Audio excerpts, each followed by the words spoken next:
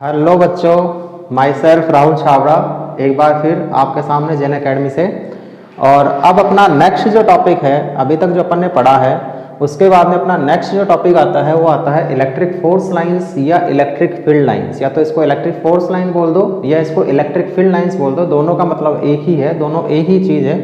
और शॉर्ट में इसको एक अलग से नाम दिया जाता है EFL। EFL electric force line या इलेक्ट्रिक फील्ड लाइन, दोनों के लिए शॉर्ट नेम एक ही है, EFL। अब ये इलेक्ट्रिक फोर्स लाइन या इलेक्ट्रिक फील्ड लाइन जो है एक्चुअल में होती क्या है उस चीज को समझने की कोशिश करना। लाइन्स और कुछ नहीं, एक तरह से जैसे भी मानो कि यहाँ पर ये जो अपने पास में एरिया है उस एरिया में चारों तरफ क्या है, यहाँ पर कोई इलेक्ट्रिक फील्ड है, ठीक है। कोई एक्सटर्नल यहाँ पे चार्ज रखे होंगे, उस चार्जेस के कारण यहाँ पे क्या बना हुआ है, इलेक्ट्रिक फील्ड बना हुआ है।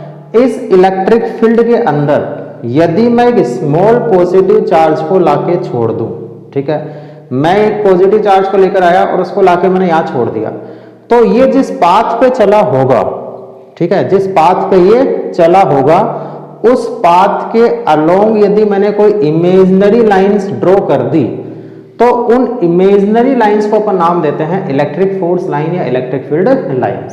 समझ में आ रही चीज कि यदि किसी एक्सटर्नल इलेक्ट्रिक फील्ड के अंदर किसी यूनिट पॉजिटिव चार्ज को लाके छोड़ने पर वो जिस पाथ पे चलता है उस पाथ पर यदि मैंने कोई इमेजिनरी लाइंस ड्रॉ कर दी तो वो इमेजिनरी लाइंस ही क्या होती है, इलेक्ट्रिक फोर्स लाइन या इलेक्ट्रिक फील्ड लाइंस। क्लियर?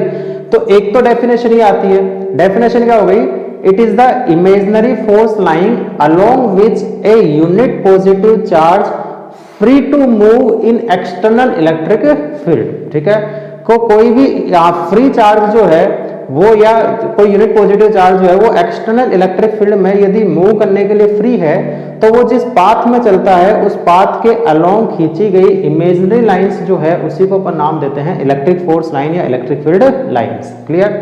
एक तो डेफिनेशन ये है। दूसरी डेफिनेशन जो है वो अपन प्रॉपर्टी से निकालेंगे, अभी प्रॉपर्टीज पढ़ेंगे उसके बाद में पता चलेगी कि दूसरी डेफिनेशन क्या होती है।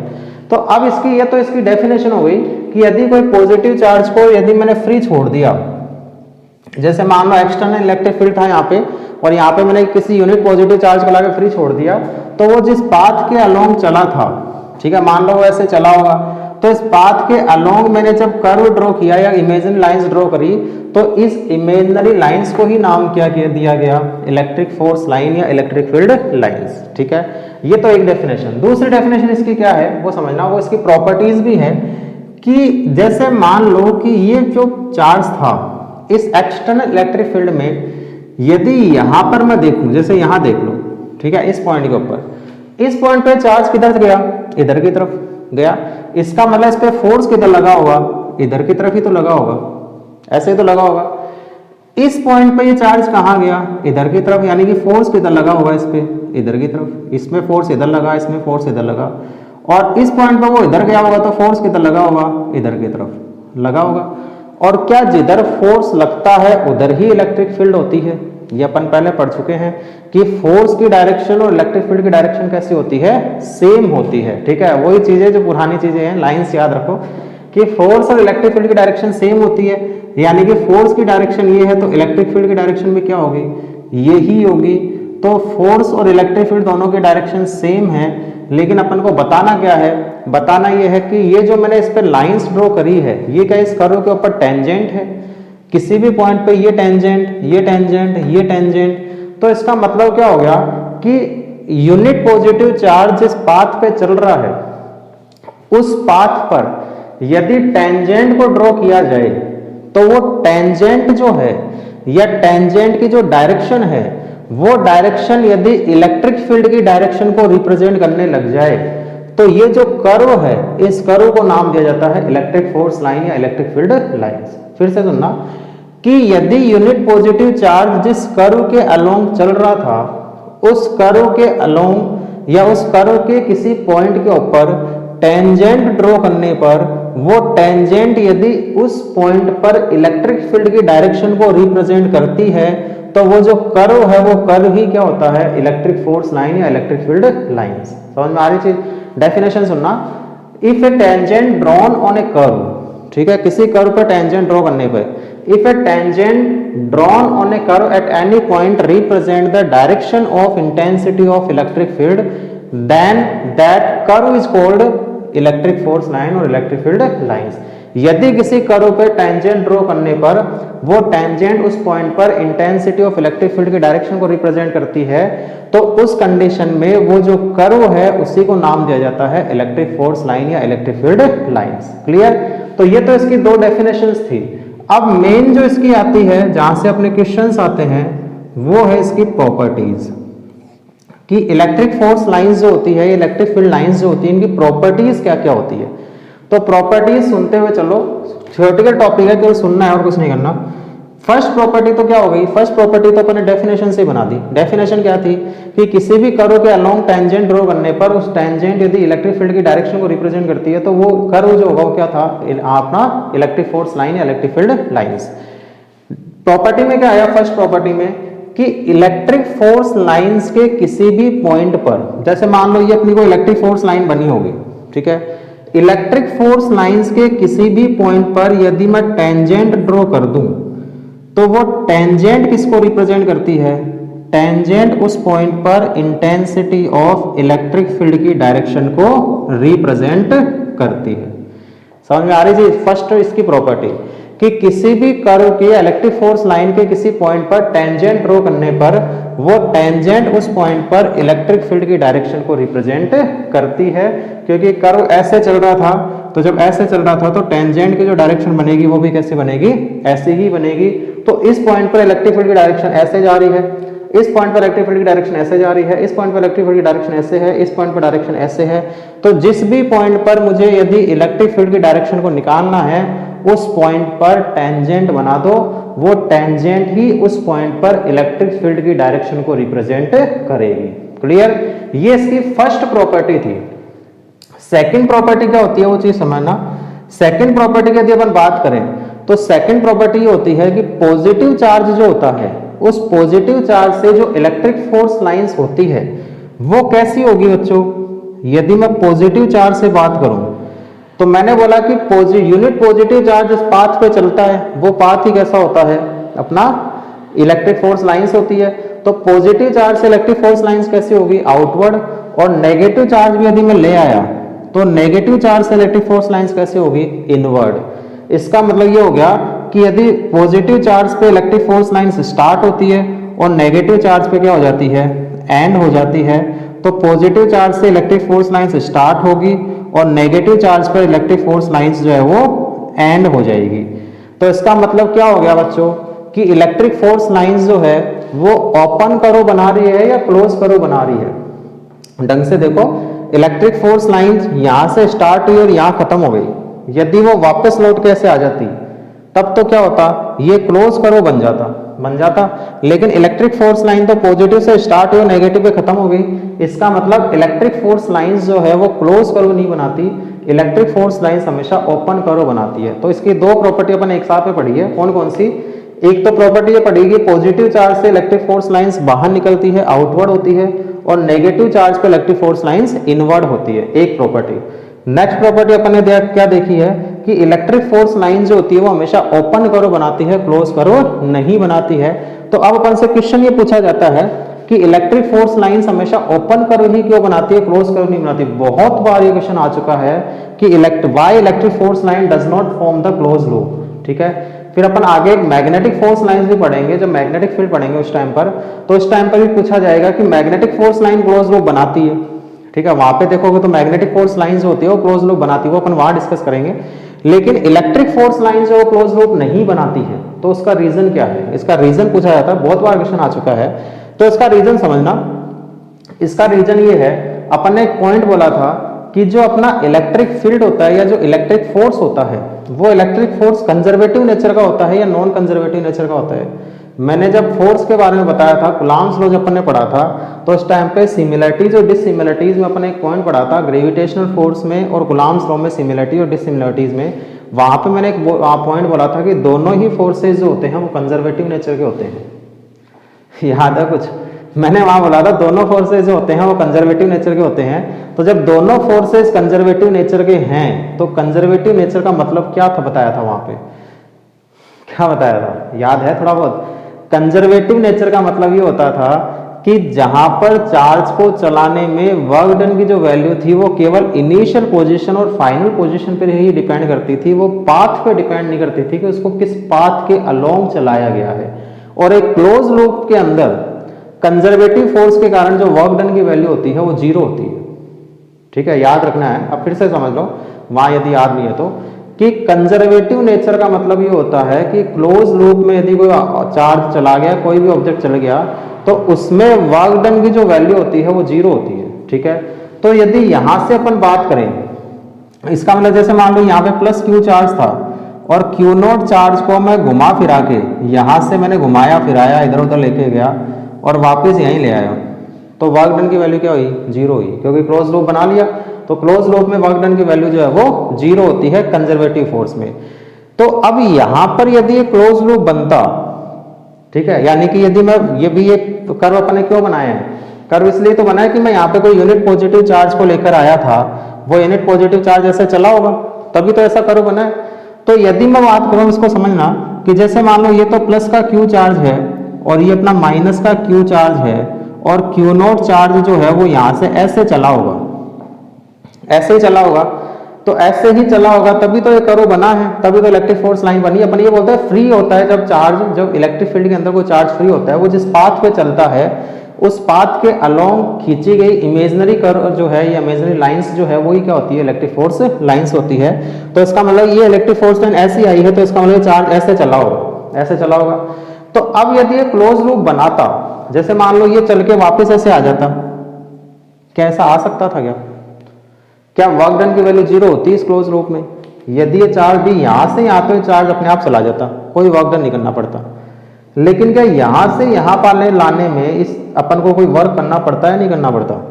करना पड़ता, क्योंकि जब यहां से यहां चार्ज लाया जाएगा तो ये नेगेटिव है, ये पॉजिटिव है, इस पे फोर्स उधर लगाएगा, लगाएगा अट्रैक्शन फोर्स, और ये पॉजिटिव है, ये पॉजिटिव है, तो ये वाला चार्ज भी इस पे इधर ही फोर्स लगाएगा, रिपल्सिव फोर्स। तो इस चार्ज पे फोर्स तो दोनों ही इधर लग रहे हैं और अपन इसको ला इधर रहे हैं, तो अपन को वर्क करना पड़ेगा, नहीं करना पड़ेगा? वर्क करना पड़ेगा। तो इसका मतलब इस क्लोज लूप में वर्क डन की वैल्यू जीरो हुई क्या? जीरो नहीं हुई। तो क्लोज लूप में वर्क डन की वैल्यू जीरो नहीं हुई, इसका मतलब ये कर्व यहाँ पे ऐसा नहीं बन सकता है।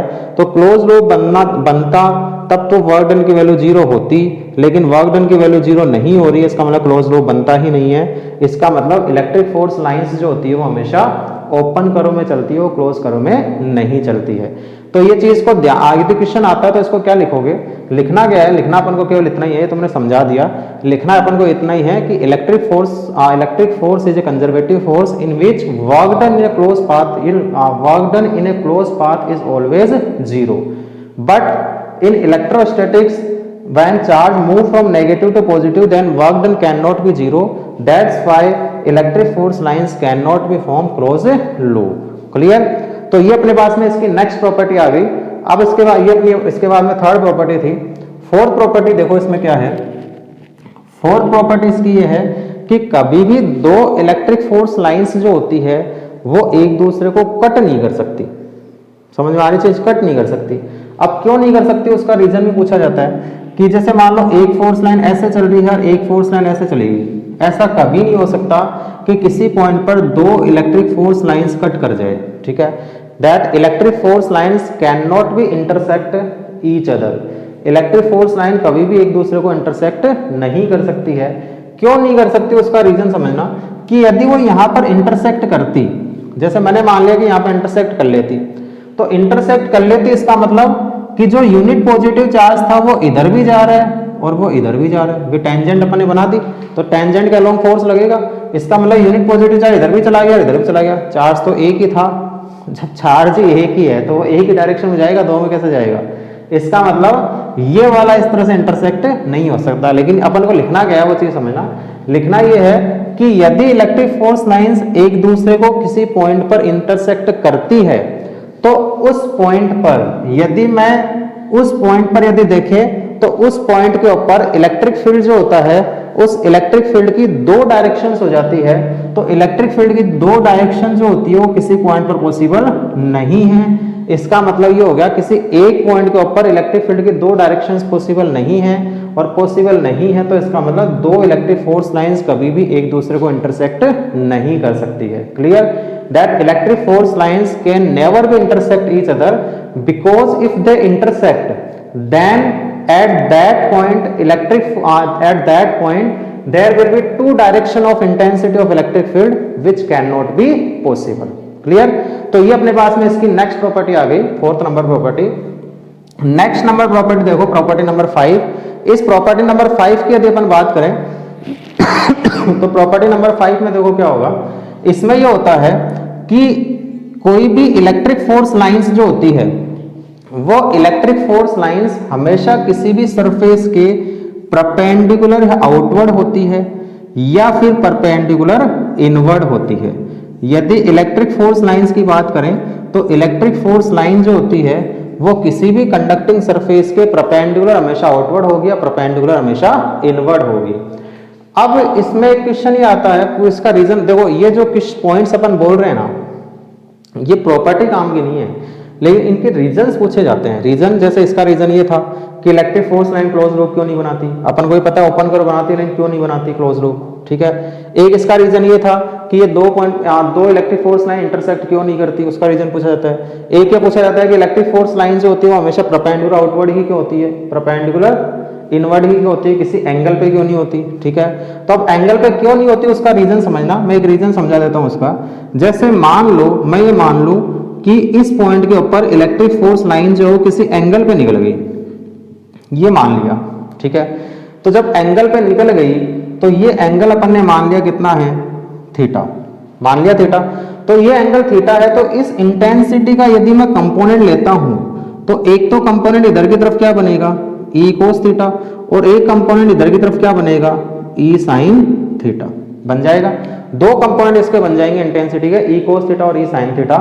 अब देखो यहां पर यदि कोई इलेक्ट्रॉन होगा, मैंने मान लिया यहां कोई इलेक्ट्रॉन है, तो उस इलेक्ट्रॉन पे दो फोर्स काम करने लगे, एक तो इधर की तरफ और एक इधर की तरफ काम कर रहे हैं, दो फोर्स।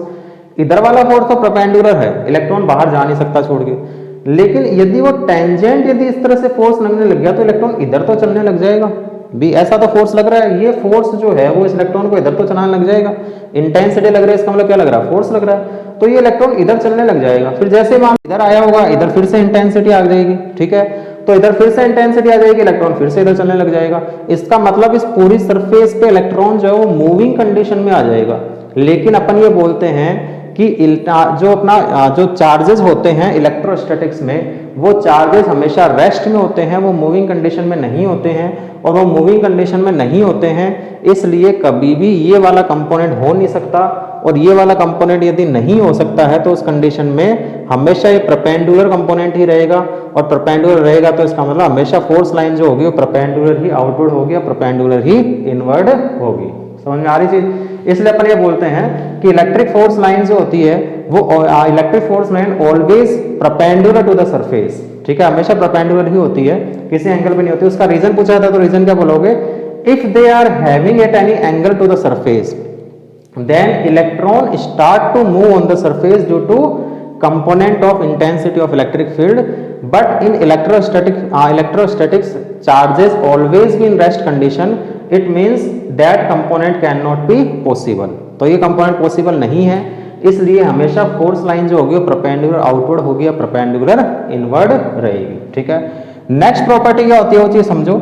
नेक्स्ट प्रॉपर्टी ये होती है कि किसी भी कंडक्टर के अंदर, यदि अपन कंडक्टर के अंदर की बात करें तो कंडक्टर के अंदर हमेशा इंटेंसिटी क्या होगी, जीरो ही होगी, ठीक है। ये चीज ध्यान रखनी है। इसका रीजन अपन आगे देखेंगे गॉस लॉ में कि किसी भी कंडक्टर के अंदर इंटेंसिटी जो होती है वो हमेशा जीरो होती है। बाकी इसका रीजन ये होता है कि कंडक्टर में कभी चार्ज नहीं होता, ठीक है। तो कंडक्टर के अंदर कभी चार्ज नहीं होता, इसलिए वहां पे इंटेंसिटी जो होती है वो कैसे होती है, जीरो होती है। क्लियर है यहाँ तक? ये अपनी 6th प्रॉपर्टी थी। नेक्स्ट प्रॉपर्टी देखो इसके अंदर क्या है, बोर्ड भर चुका है पूरा, तो पहले बोर्ड को साफ कर दिया जाए, उसके बाद में अपन नेक्स्ट प्रॉपर्टी देखते हैं क्या चलेगी अपनी। यहाँ इसमें तो कोई डाउट है नहीं किसी के, कुछ लिखना चाहो तो अपनी लैंग्वेज में लिख लेना इसको। बाकी नेक्स्ट प्रॉपर्टी देखते हैं नेक्स्ट क्या है इसके अंदर। तो नेक्स्ट प्रॉपर्टी जो आएगी, कितनी प्रॉपर्टी है सर घूमने लग गया हमारा तो, अभी तो आ ही गए हैं बाबू, अभी तो बहुत सारी चीज़ें आएगी फिजिक्स में, अभी तो स्टार्ट हुई है चीज़ें, अभी तो पढ़ते हुए चलो, समझते हुए चलो, अभी तो बहुत चीज़ें हैं फिजिक्स में, बहुत अथाह फिजिक्स है, अथाह भंडार है फिजिक्स का, कभी ख़त्म नहीं होगा फिजिक्स, ठीक है। और नई नई चीज़ें निकल के आ रही है, तो वो चीज़ें पढ़ रहे हैं जो मतलब कई मतलब 100-150 साल पहले डिस्कवर हो चुकी है, अपन तो वो चीज़ें पढ़ रहे हैं 100-150 साल बाद, तो पता नहीं अभी तक कितनी फिजिक्स जो है वो वाइड हो चुकी है, अपन वो चीज़ तो पढ़ ही नहीं रहे जो अभी लेटेस्ट में चल रही है, अपन तो 100-150 साल पुरानी फिजिक्स पढ़ रहे हैं अभी तो, ठीक है। मॉडर्न फिजिक्स भी एक्चुअल में जो मॉडर्न नाम है वो भी अपन 150 साल पहले की पढ़ रहे हैं, तो ये तो बहुत पहले की है।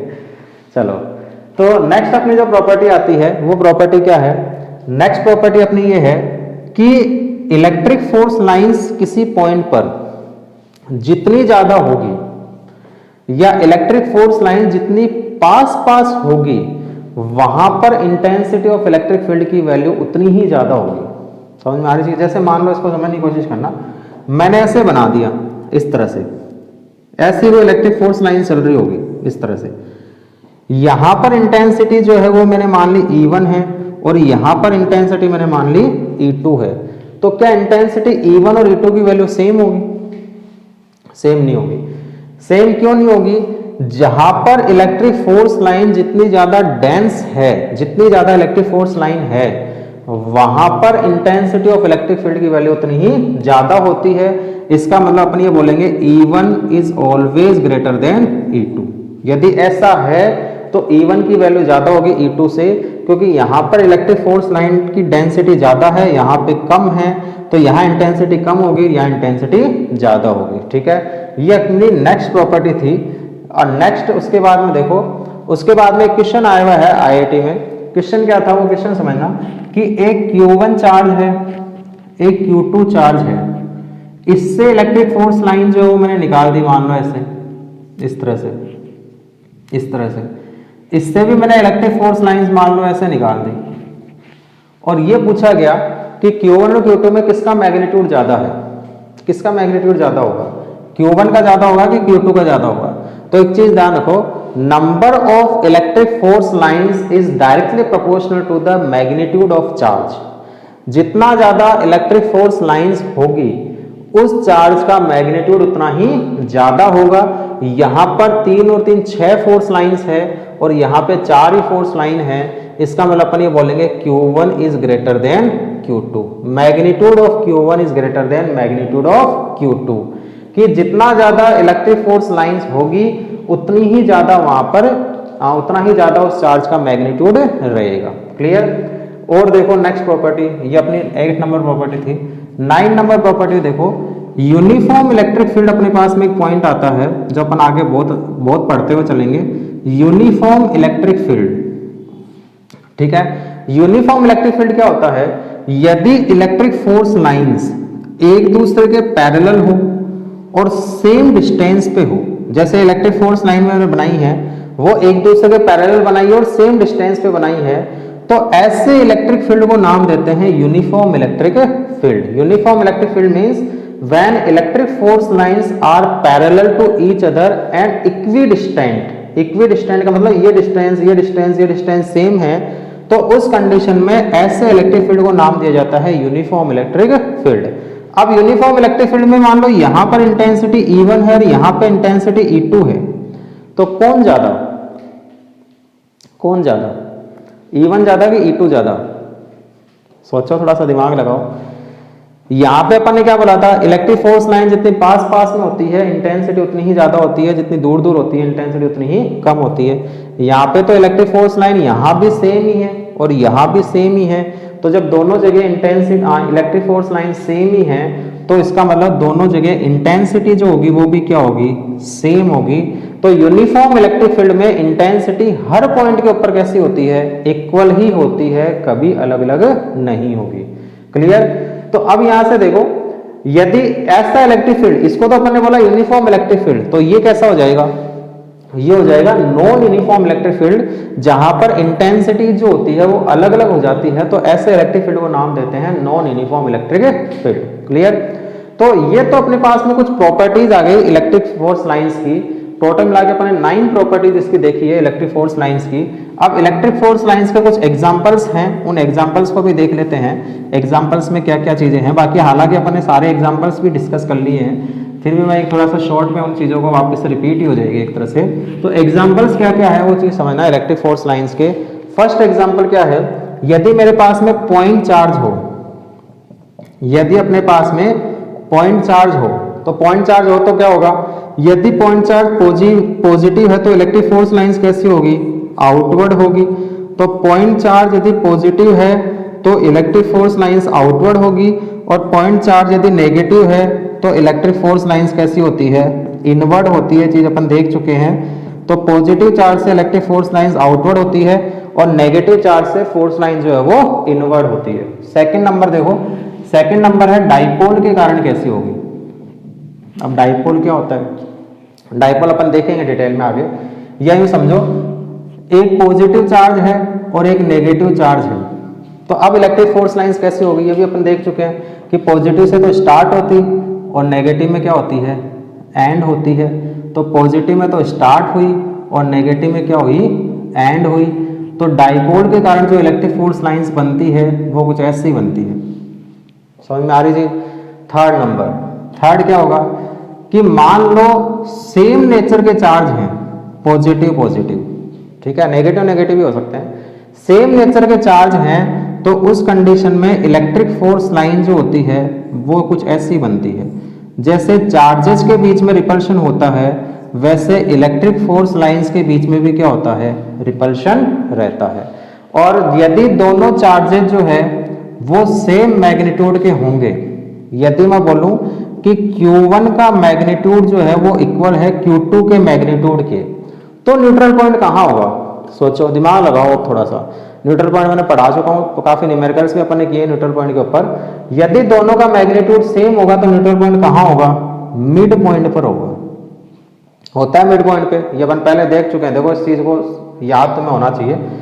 यदि दोनों चार्जेस का मैग्नीट्यूड सेम होता है, न्यूट्रल पॉइंट बीच में होता है। और फोर्थ यदि मैं एग्जांपल लूं कि मान लो एक तो Q1 चार्ज है और ये जो है वो Q2 चार्ज है, ये भी प्लस का Q1 है, ये भी प्लस का Q2 है, और इलेक्ट्रिक फोर्स लाइन जो है वो कुछ ऐसे चल रही है।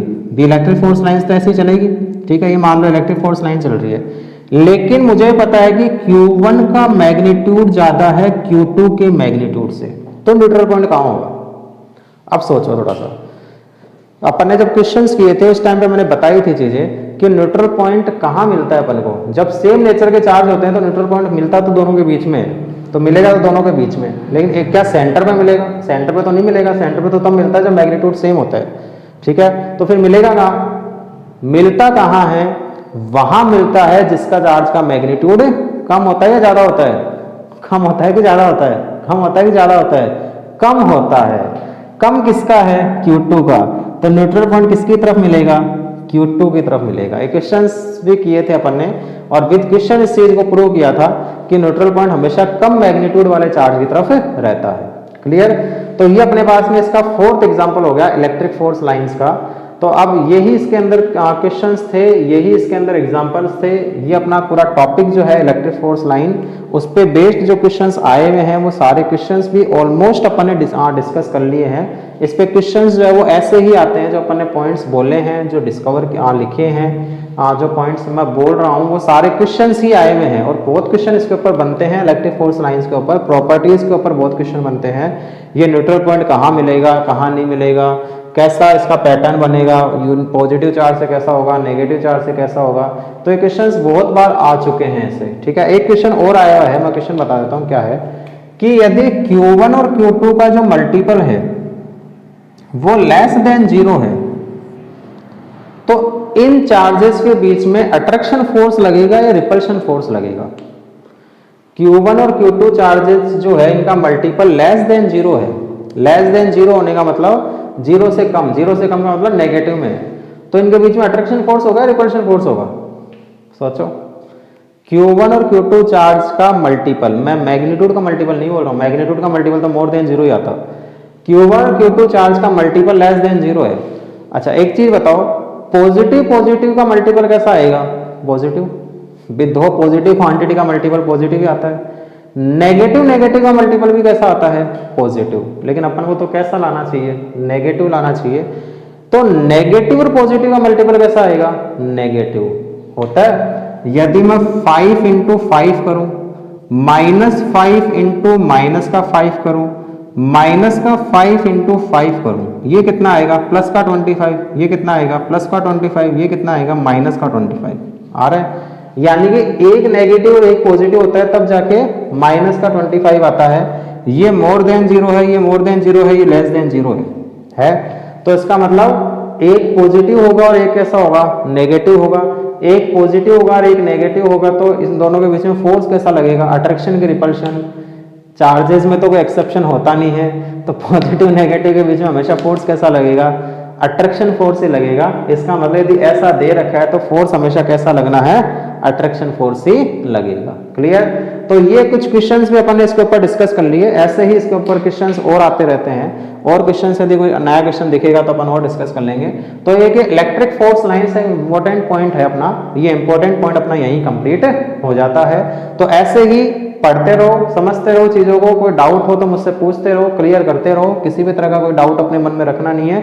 और चैनल को लाइक करते रहो, शेयर करते रहो, सब्सक्राइब करते रहो। मैक्सिमम स्टूडेंट्स को जोड़ते रहो, ताकि मैक्सिमम स्टूडेंट्स जो है वो इन चीज़ों का फायदा उठा सके। वो फायदा उठाएंगे तो हो सकता है उसका फायदा तुम्हें हो जाए, क्योंकि कोई नए क्वेश्चन पूछ लेगा। नए क्वेश्चन पूछ लेंगे तो तुम्हारे सामने भी कुछ नए क्वेश्चंस डिस्कवर होते जाएंगे। तो नए क्वेश्चंस अपन और अच्छे से डिस्कस करते जाएंगे। इसलिए मैक्सिमम लाइक, शेयर और सब्सक्राइब चैनल को करते रहो।